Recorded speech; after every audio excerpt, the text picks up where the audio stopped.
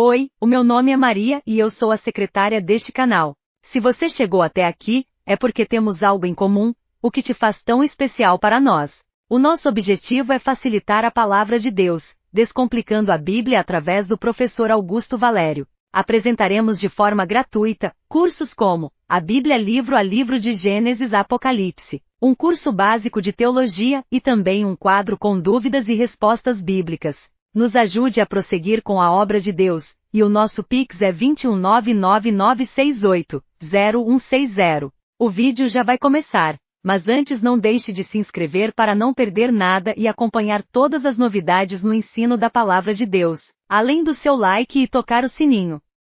Que a Cristiane às vezes precisa ouvir, Deus é assim, né? Então aqui nós temos Salomão, né?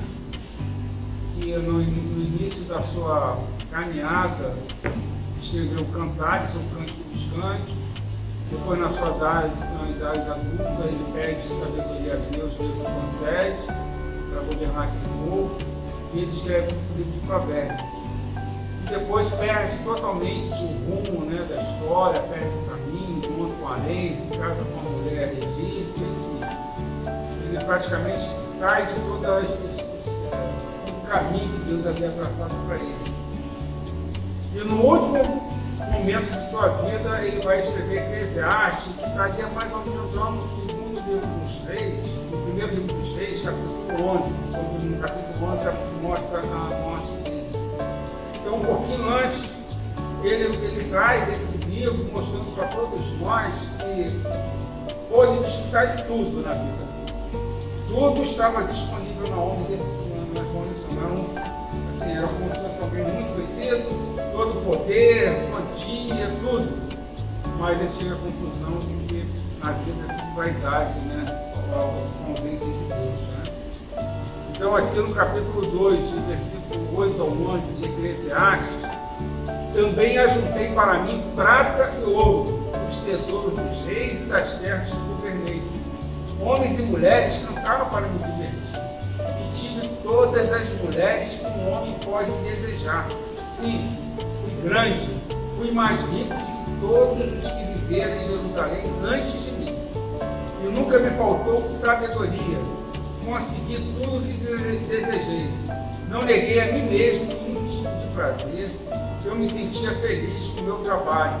E essa era a minha recompensa.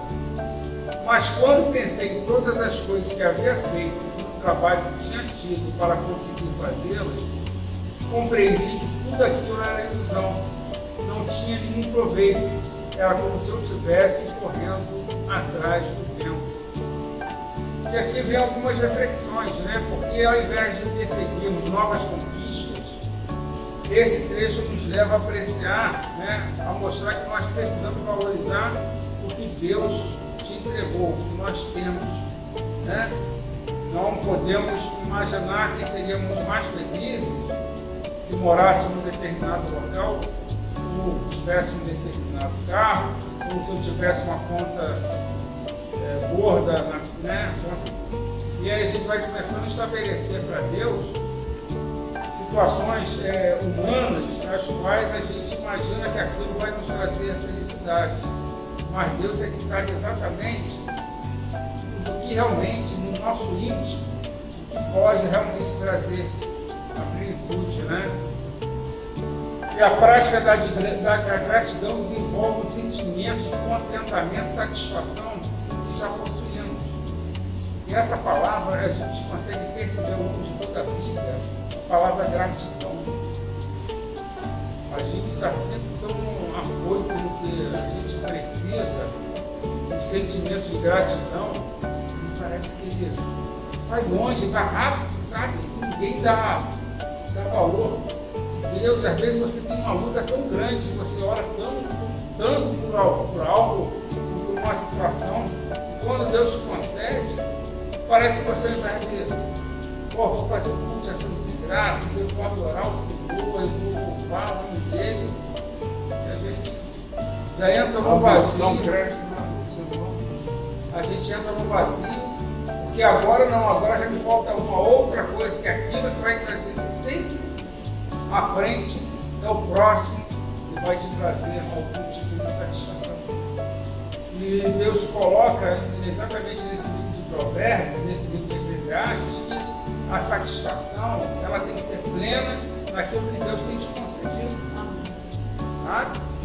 E a gente comentou aqui, porque às vezes você pode estar participando de uma reunião, uma refeição muito simples, e essa refeição muito simples, com uma paz, com uma tranquilidade, sabe? Esse café que a gente está tomando aqui, na paz, eu estou sentindo bem por ele. E talvez o sabor que a Duda comentou dele está maravilhoso, talvez seja na presença do Senhor. Porque essa mesa, eu acho que ela de alguma forma ela ilustra o que Deus quer na nossa vida, né? A simplicidade, né? Exatamente. É comunhão, é gratidão a Ele, porque a gente agora poderia estar todos nós diante desse frio, dessa chuva, deitados debaixo do edredom. Mas a gente aqui está falando da palavra do Senhor. Imagina como isso deve tocar no coração dele. Eu me lembro de uma passagem, eu acho que está em Atos 7, não precisa abrir não, tá? Quando Estevão, perante o Sinédrio, ele começa a fazer uma varredura de todo o Antigo Testamento, mostrando para aqueles homens que se achavam tão importantes, homens da lei, e ele começa a fazer a abordagem, e aí ele, no finalzinho do discurso dele, ele fala assim: como vocês mataram os profetas, vocês mataram o justo, aquele que veio trazer amor, que veio trazer salvação. E os homens ficam tão irados, começam a apedrejá-lo. E a única passagem na Bíblia que alguém consegue ver Deus de forma direta, Estevão, ele vê Deus Pai e Jesus Cristo em pé à direita de Deus Pai. Você não vê em outra passagem na Bíblia alguém humanamente olhando ver Deus de forma direta. Vocês sabem, né? Todos sabem aqui os fundamentos, né? Ninguém pode ver Deus de forma direta, mas aquilo trouxe a gente pode imaginar como aquilo agradou a Jesus, porque ele não estava nem sentado à direita de Deus Pai, ele estava em pé, mostrando que ele estava realmente feliz. E eu acho que hoje nós temos essa essência de Deus, é buscar Deus, fazer coisas que venham alegrá-lo. Ah, mas a coisa está demorando, aquilo que ele prometeu. Mas deixa, sabe? Vamos continuar buscando o Senhor, fazendo bem, procurando atender aquilo que agrada a Ele. Deixa que as coisas vão no seu devido tempo. Ah, mas alguém me penalizou, alguém me defraudou. Mas Deus quer que você fique bem por Ele. Faça o bem. Deixa que Ele é aquele teu justo juiz, aquele que te vinga, aquele que te guarda. Deixa com Ele, porque Ele é capaz de fazer tudo isso, né? No capítulo 3, versículo 1, que talvez seja talvez seja o versículo mais conhecido desse livro, que as pessoas já acabam mencionando muito sobre esse, né? Ah, gente, eu esqueci, desculpa, eu esqueci, tem alguns pontinhos aqui nesse capítulo anterior, que eu acabei esquecendo de falar. Mas vamos seguir em frente. Tudo nesse mundo tem o seu tempo, cada coisa tem a sua ocasião. E a gente precisa entender, não que eu estou falando para vocês algo que venha de mim, mas sobre a base bíblica, nada na vida é permanente. Tem uma situação que você está vivendo agora, que agora você está sentindo momentos de tristeza, mas tem momentos que a situação ela nunca pode ser desesperadora, porque ela vai passar.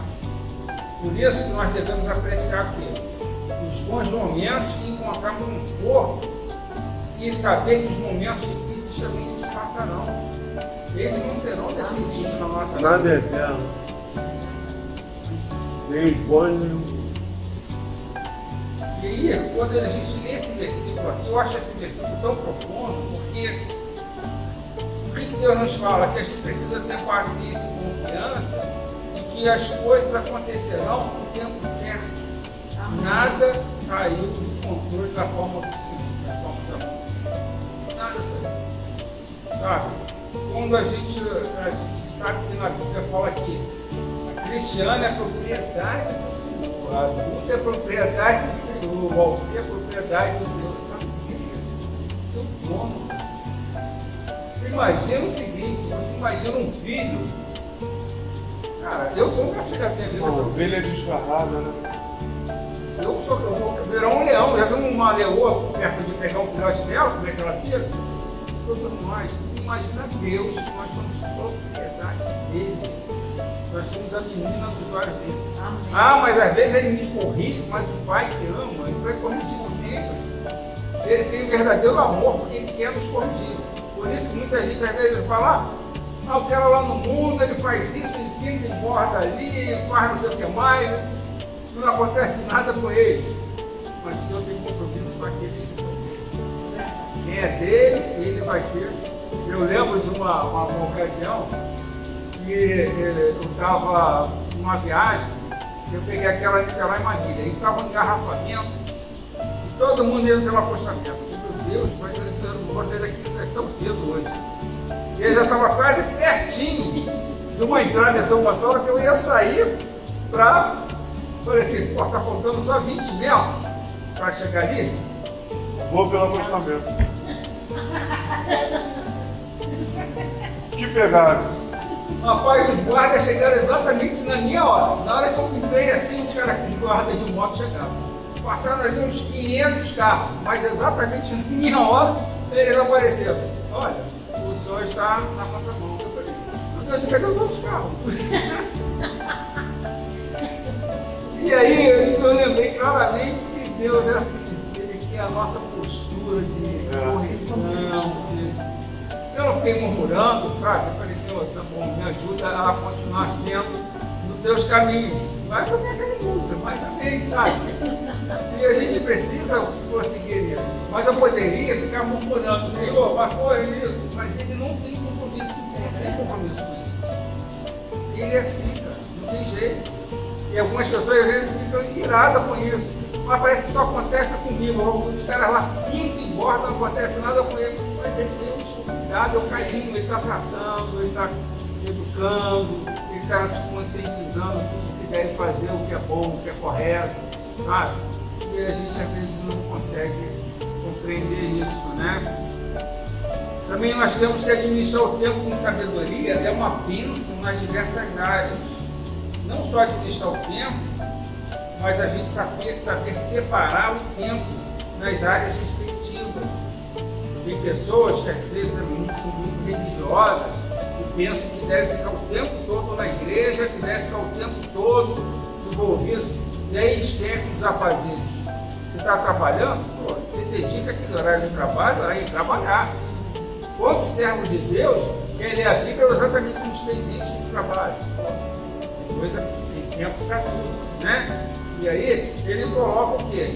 Existe tempo para a tua família, tem tempo para o teu trabalho, tem tempo para o teu estudo, tem tempo para o teu lazer, e tem o teu tempo na tua comunhão com o Senhor. E administrar isso é uma arte. E a gente, né, acaba, o cristão às vezes ele atropela as coisas. Na hora do trabalho ele quer ler a Bíblia. E na hora que ele tem um momento para ele estar realmente disponível, ele simplesmente não quer.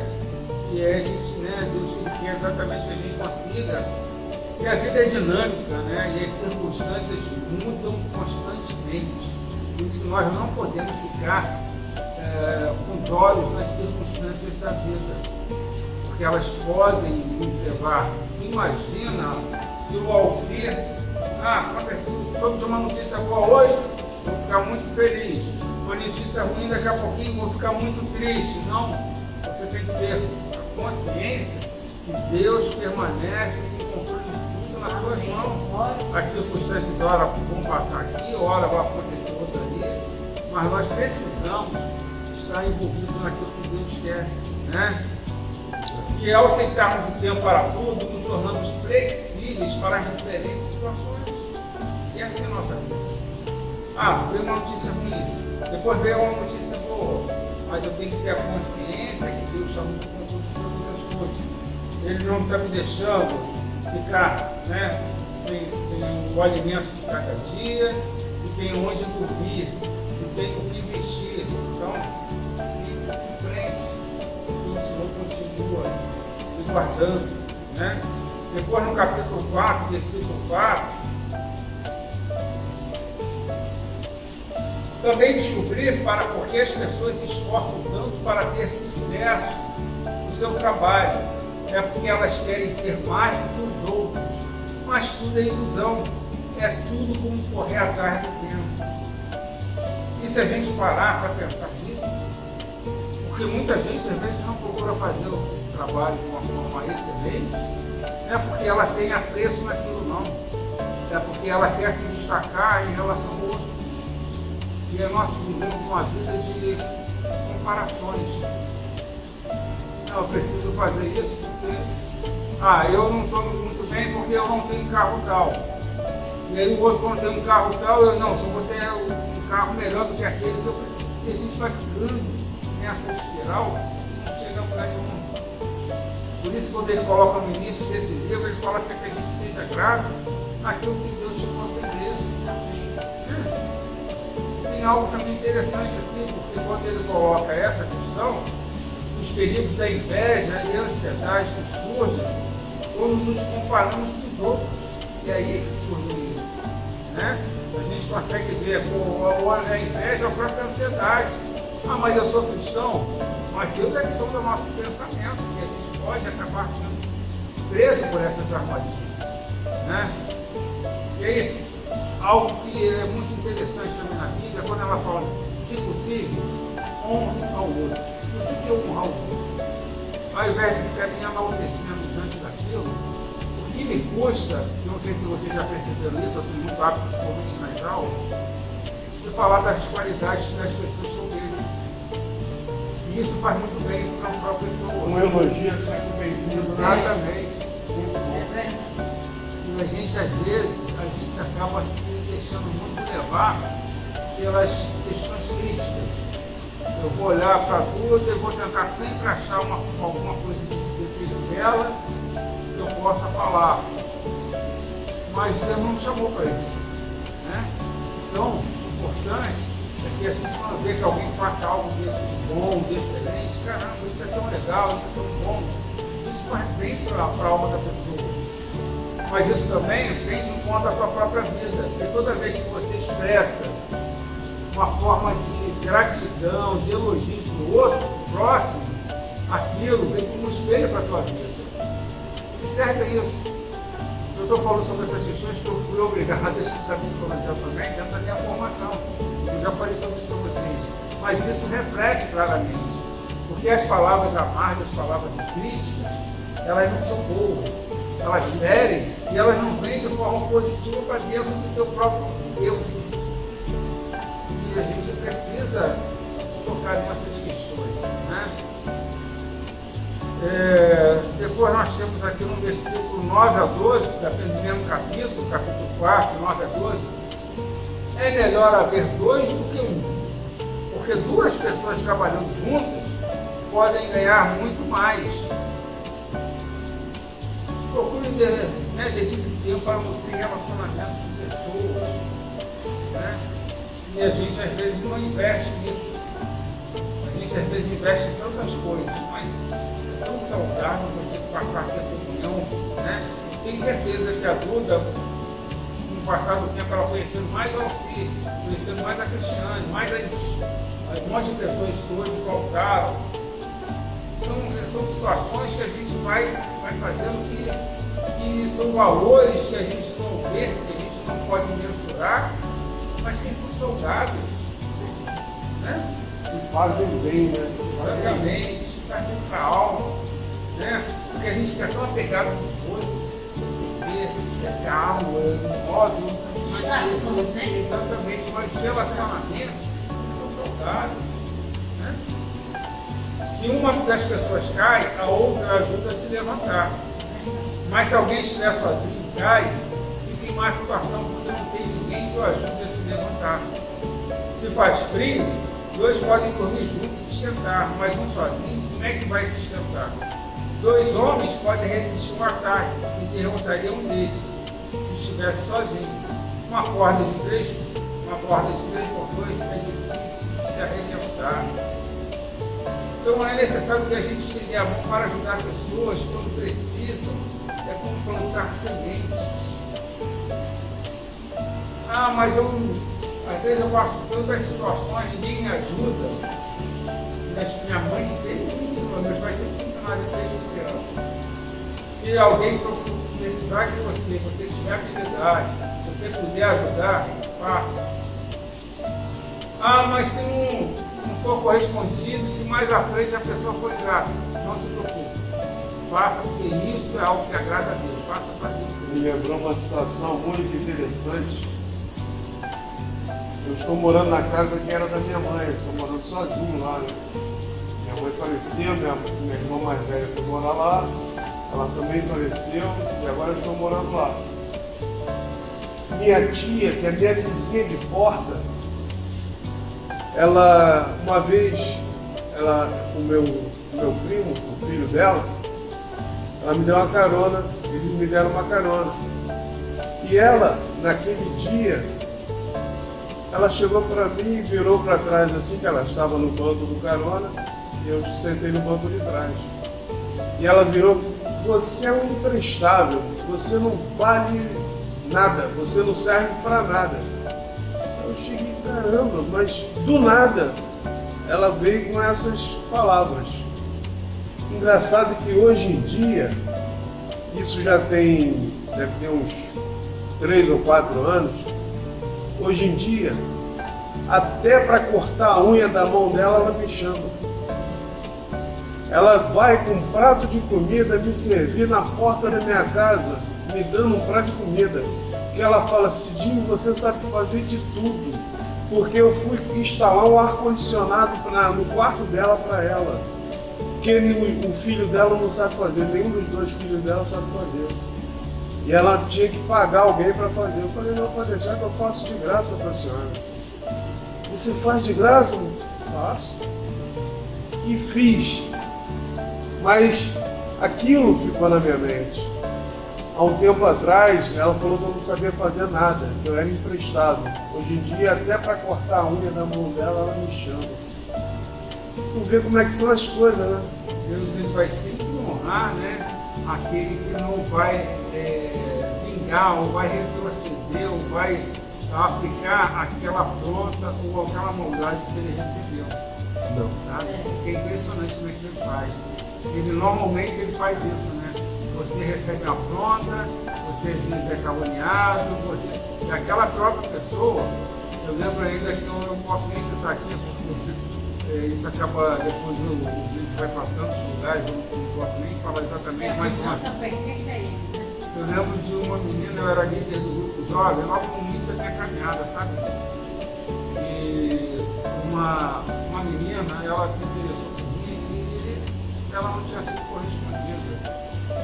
E de alguma forma ela me caluniou de uma maneira tão grande, a igreja era muito grande, com 4 mil membros, só o grupo jovem era uns 300 jovens. E aquilo, você sabe que é uma mentira ou uma calúnia, ela uma vez que ela é lançada, aquilo vai se espalhando.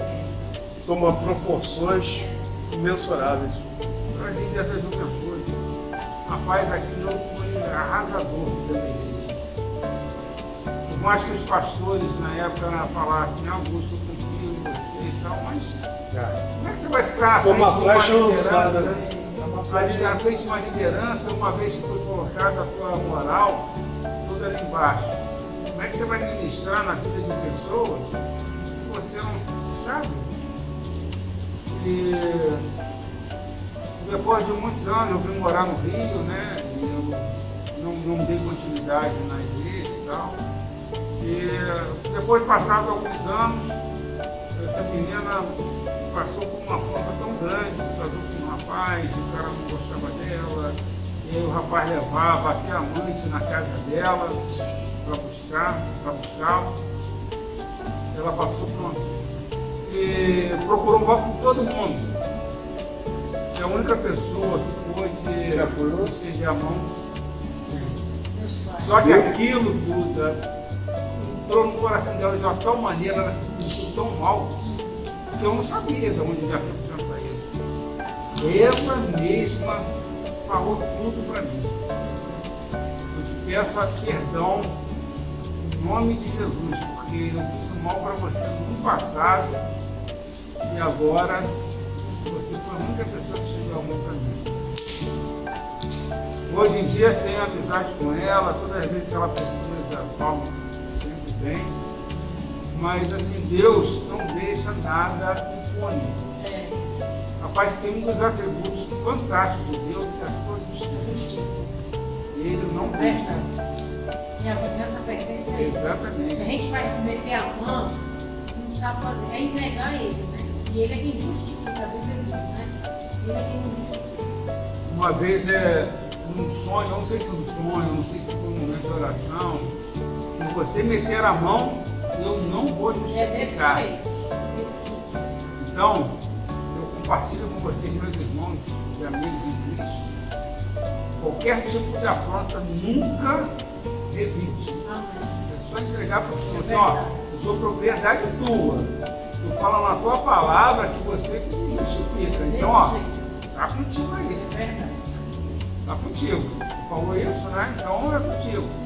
E aí, Deuteronômio 32, né? Ele fala sobre exatamente, a mim pertence a vingança. Exatamente. Ele é quem retribuiu. E ele confere, ele faz. Faz de uma maneira inexplicável. Você vê se aconteceu com ele, né? Uma vez, minhas histórias de vida, né? Eu estava no ponto de ônibus, vindo do trabalho, e estava no ponto de ônibus em Cascadura, esperando o ônibus ir para Nova Iguaçu. E eu sempre gostei de luta. Fui campeão várias vezes em lutas, coisas e tal.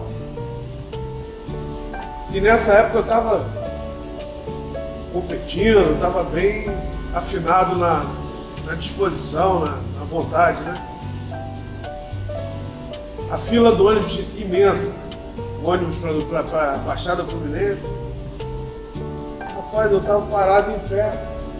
Do nada veio um cara, mais ou menos da minha altura, só que um pouco menos corpo. Aí, vou lhe dar um soco na cara. Aí todo mundo parou, né? Prestando atenção, né? O cara parou na minha frente, fechou as duas mãos e falou, vou te dar um soco na tua cara. Aí eu cheguei. Aí eu pensei na hora. Aí eu botei as duas mãos para trás. Aí o cara chegou, tu não vai reagir não? Aí ele chegava com a mão pertinho do meu rosto assim e parava. Tum, e parava. Cara, tu não vai se defender não, porque eu vou te machucar. Eu cheguei. Não, você falou que ia me bater, eu espero você me bater. E todo mundo, pô cara, dá logo um soco nele, apaga ele. Eu cheguei, pô, não vou fazer isso. A vontade dele é me bater, eu vou deixar ele me bater. Aí o ônibus não vinha, ele, então agora tu vai apanhar mesmo. Aí pertinho na minha cara de novo. Eu nem piscava. Cara, esse cara, se eu der um soco nele, eu vou machucar ele, vai dar polícia, vai dar um problema, eu vou pra delegacia. Não tô afim. Quero ir pra casa. Pode falar. Aí o ônibus chegou, comecei a entrar dentro do ônibus. Quando eu sentei para a janela, pro lado da janela. Ele chegou do lado de fora e começou a gritar, tá vendo? Fugiu com medo de mim. Caramba, como é que a vida é doida. E eu acho que Deus sempre esteve presente na minha vida, mas de maneiras diferentes. Eu não era evangélico, eu não era cristão, mas eu acho que Deus sempre participou muito ativamente da minha vida. Porque tive tantas situações na minha vida, de livramentos, aquele testemunho que eu dei sobre o pessoal que foi no meu lugar, lembra do Toalheiro Brasil que eu trabalhava, ela não sabe. Eu trabalhava de entregador de toalhas no Toalheiro Brasil e eu estava em Madureira. O meu chefe me ligou e falou, Alcir, você segunda-feira vai começar em Macaé, fazendo Petrobras, vai entregar lá em Macaé. Aí na hora eu falei, tudo bem, mas começou a me dar um mal-estar, do nada, eu não tinha comido nada, um mal-estar estranho, e eu perguntei, o que é isso? Não comi nada, não lembro de ter comido nada. E uma vozinha no meu interior falando assim, não vai, mas fraquinha, você está ouvindo isso? Não vai. E eu estava com um ajudante. Aí, quando eu cheguei na porta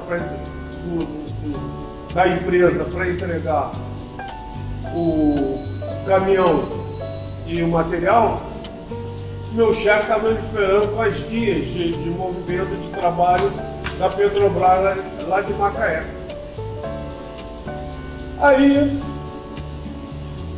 uma voz voltou no meu ouvido, é ele, falando diferente, é ele, não é mais não vai, é ele.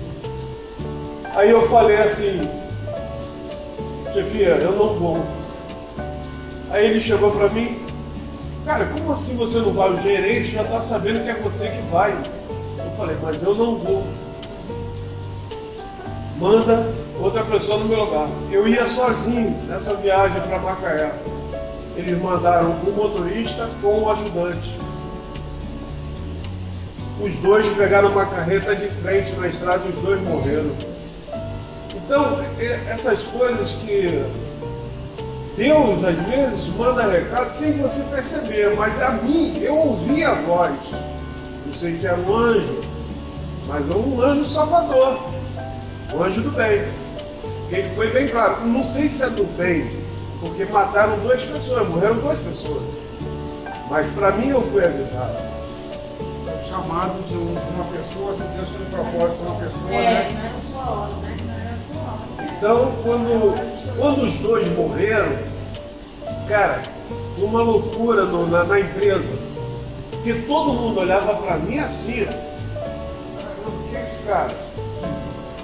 Porque eu bati o pé e o meu gerente, o meu chefe falou, você vai ser mandado embora. Uma semana depois eu fui mandado embora. Porque eu descumpri uma ordem. E 2 pessoas morreram e o carro, perda total. Era uma van gigante, que era uma van de transporte de material, uma van especial grande, quase um caminhão. Então, essas coisas que aconteceram comigo, muitas vezes, é a voz de Deus, é a voz do Espírito Santo, sempre me orientando. Poxa, eu tinha tudo para dar errado na vida. Eu andava só armado, eu gostava de usar cocaína, eu gostava de fumar maconha. Uma época da minha vida que acontecia isso. Mas eu cheguei, caramba, por que eu estou fazendo isso? Eu mesmo caí em consciência. Por que eu estou fazendo isso? E eu não era nada disso, eu não era evangélico, não era... Eu falei, para que eu estou fazendo isso? Para agradar pessoas, porque eu trabalhei na Globo, e nós trabalhando na Globo, a gente tinha que passar, às vezes, a noite inteira acordado, porque todo mundo usava droga.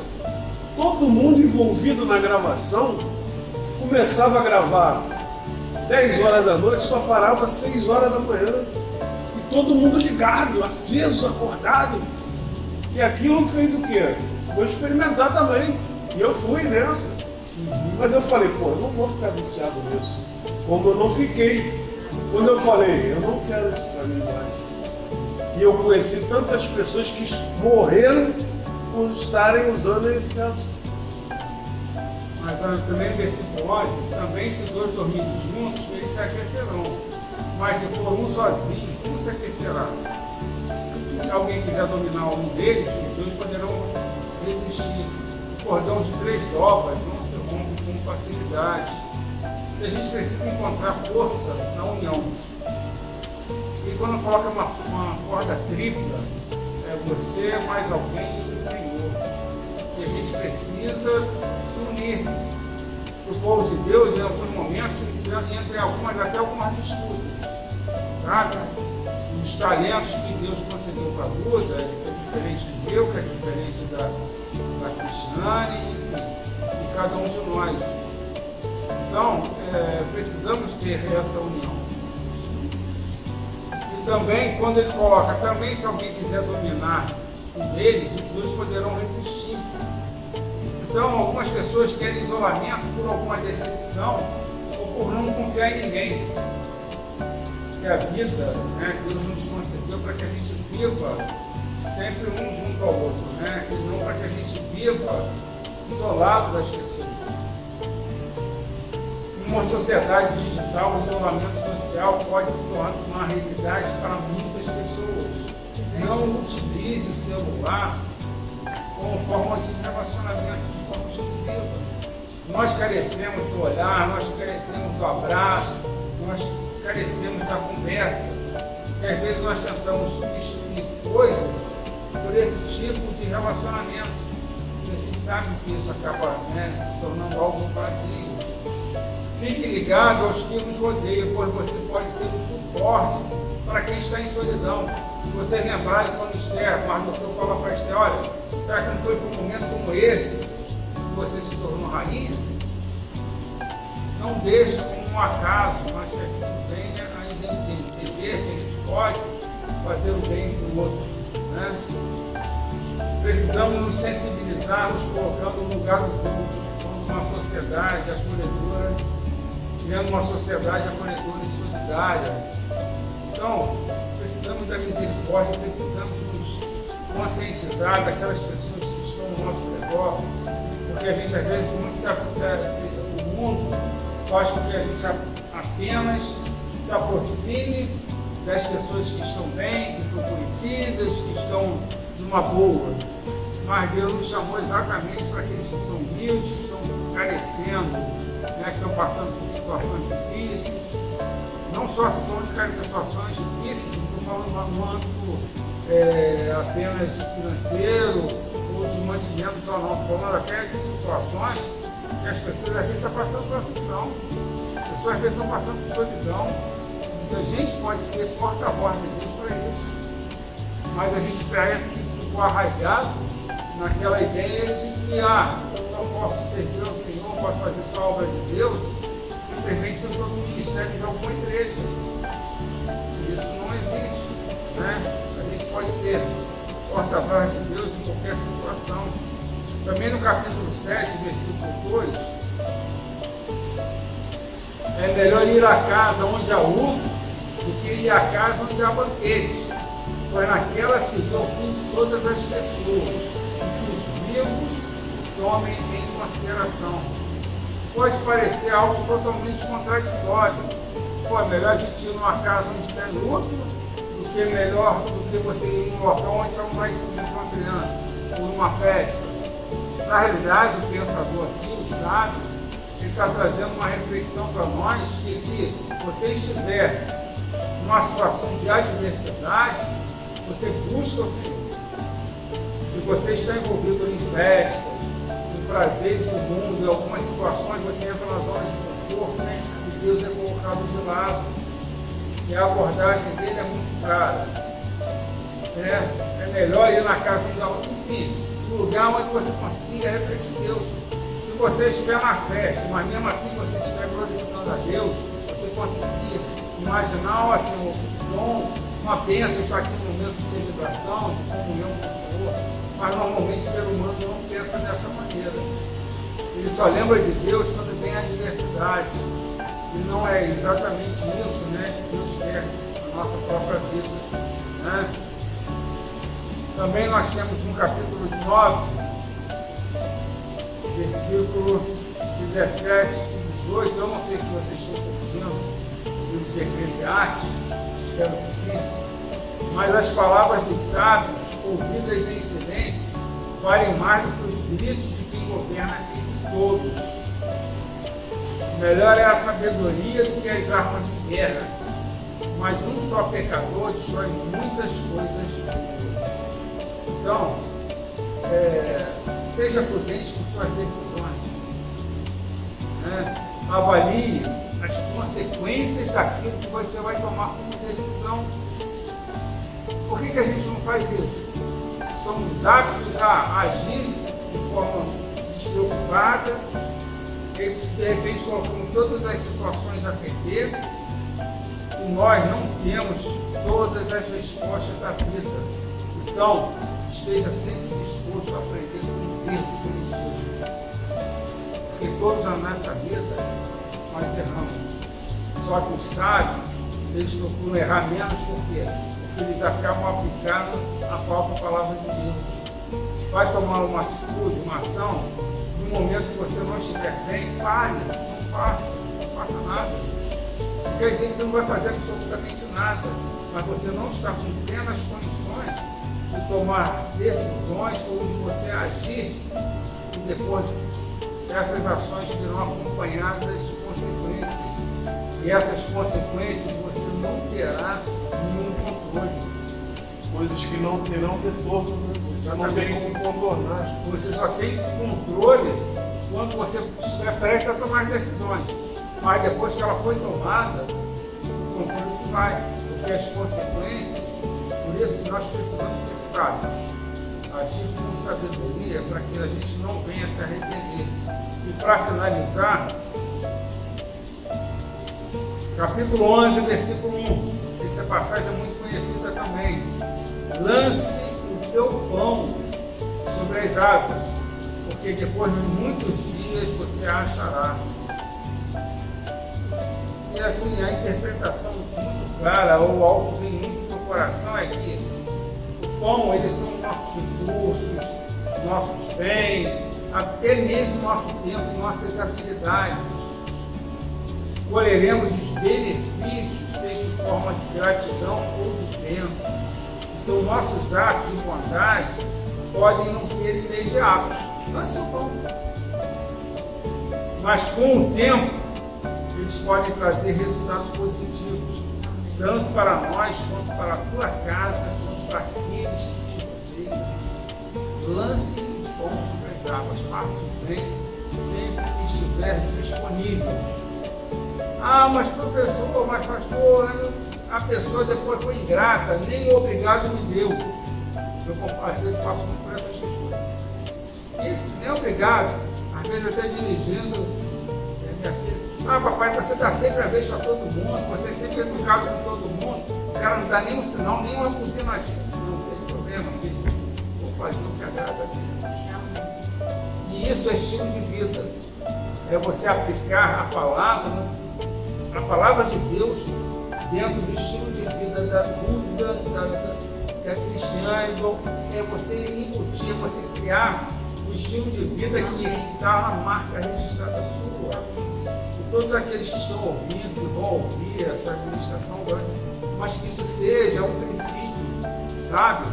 Nem a gente pegar, não, eu sei falar sobre a palavra de Deus, mas uma vez que eu falei, não, é a gente estabelecer que aquela palavra de vida, que aquela palavra, ela vai tomar forma na nossa própria condição de vida, para que a gente não seja levado. Vai ser o carro mestre. Exatamente. Onde você estiver. Lança o pão sobre as águas. Cara, assim, se a gente conseguisse aplicar pelo menos um pouquinho do que Deus nos fala na palavra dele, nós seríamos um povo maravilhoso, assim, conseguiríamos caminhar de uma maneira tremenda. Viver melhor, né? Só que a gente às vezes, não sei se a gente deixa passar desapercebido, eu não sei se, sabe, eu tenho tentado ao longo dos meus dias de vida, né, eu tenho tentado falar, eu tenho tentado ministrar, eu tenho tentado apresentar a palavra de Deus, enfim, eu tenho feito da minha forma. Não que eu não sinta essa dificuldade, se passo também por ela.